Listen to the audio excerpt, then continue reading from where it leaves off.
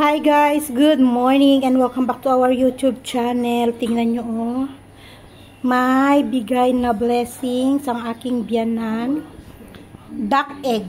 Di ko alam kung bakit ibinigay niya lahat ang itlog ng duck sa akin. Fresh na itlog. As in bagong itlog kasi sinilip ko ano pa lang siya.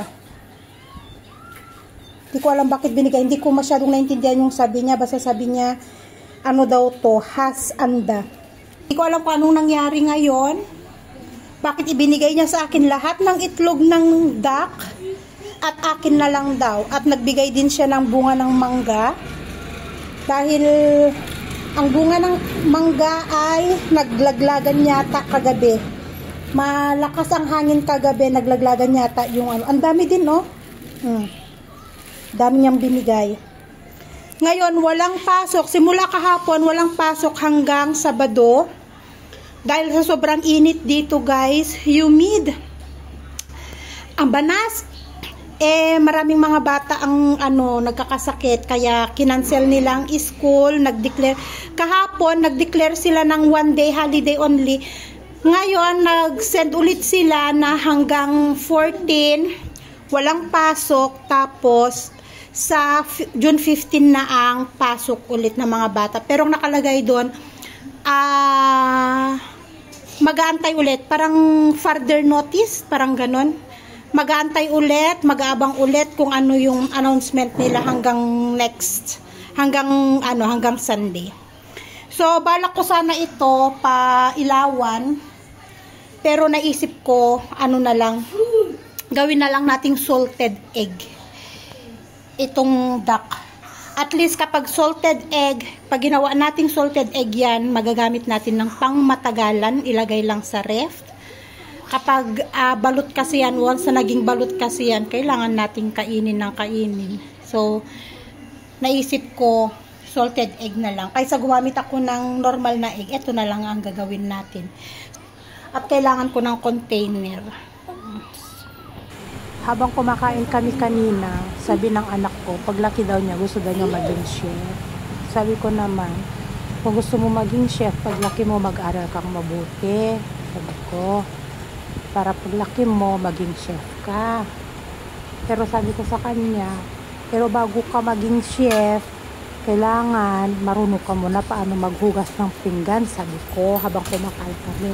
Pagkatapos niya kumain, sabi niya maghugas daw siya ng pinggan. Kaya yan, maghugas siya ng pinggan na pinagkainan namin at pinahayaan ko lang naman para matuto.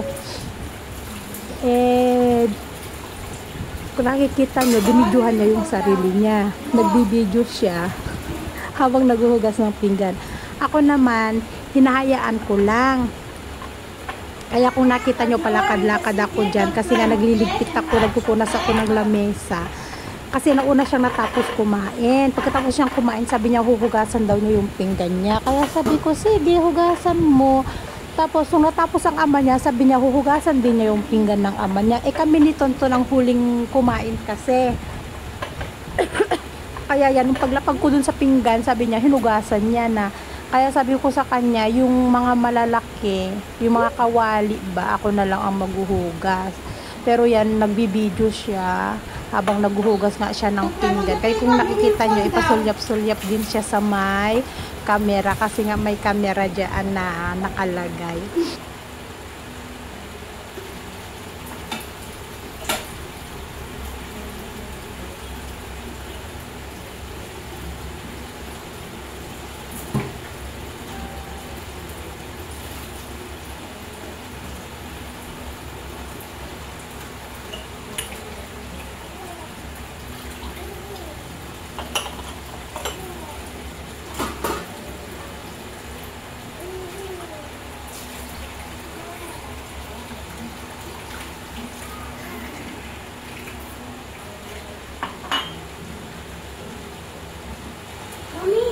Finish? No. I will do it now.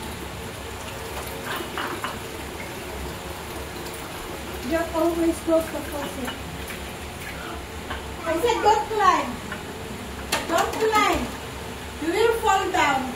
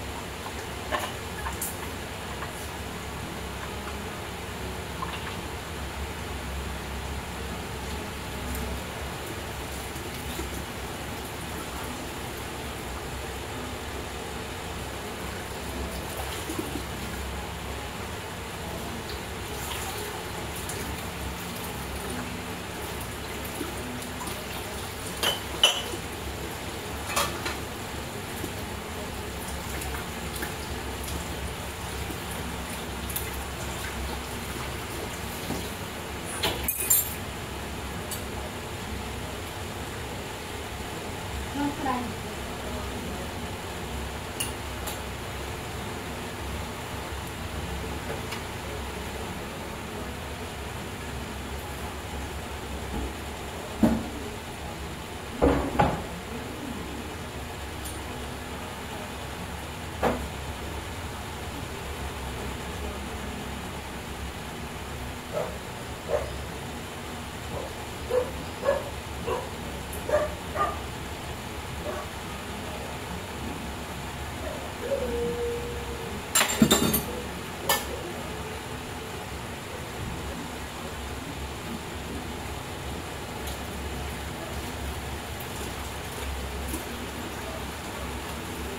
I said don't climb. What?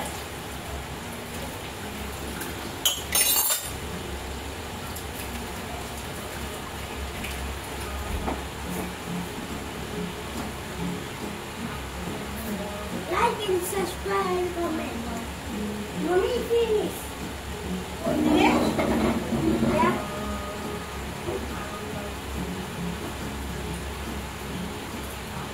Don't forget to like and subscribe.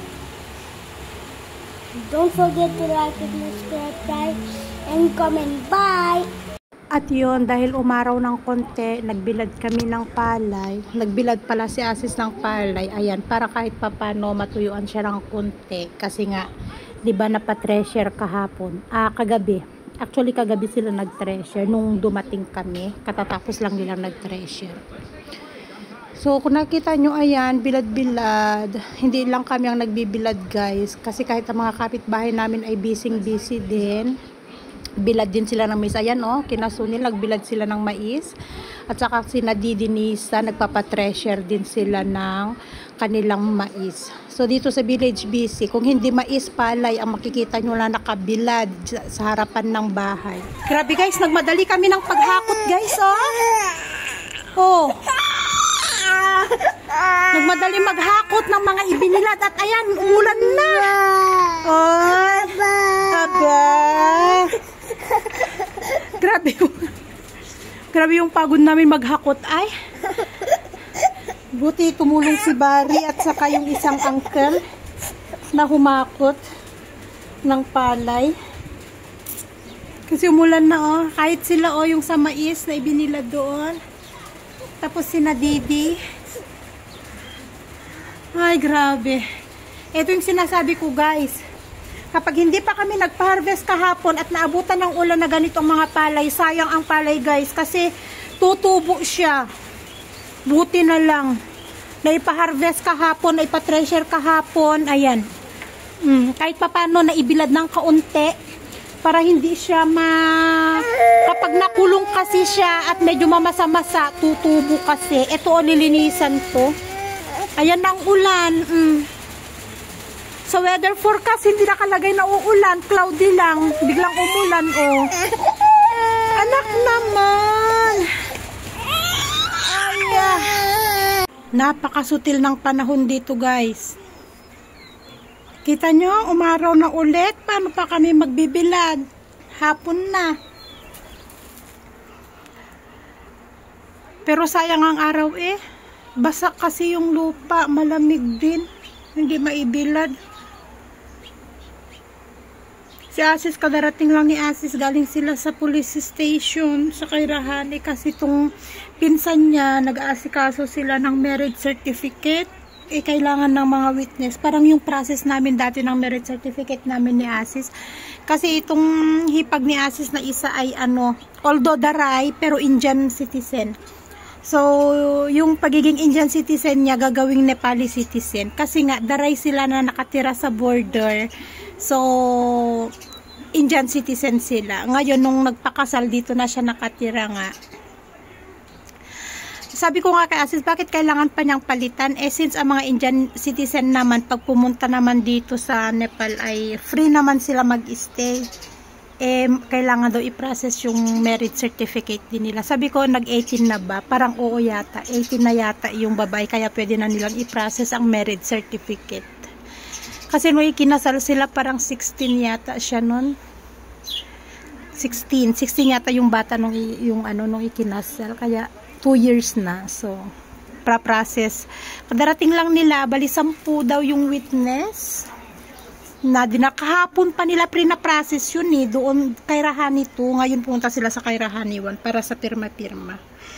Kaya hindi ko alam, maaraw naman, ayaw naman niya lang ibilad. Kasi nga baka daw umulan ulit, sayang ang araw. Pero yun nga kasi guys, ang hirap maghakot. 8 kalahating sako itong na-harvest na palay. 8, tama ba yung sabi ko? 8 1/2 sacks. Lahat ito guys. Ito pa lilinisan ko pa to. Itatahip to yung naano kahapon.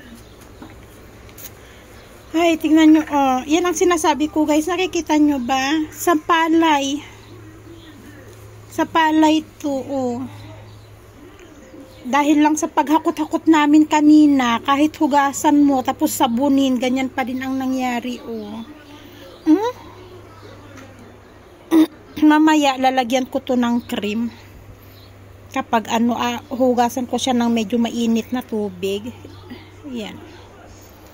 Yun lang, sa paghakot lang namin kanina yan. Kaya nagkaganyan.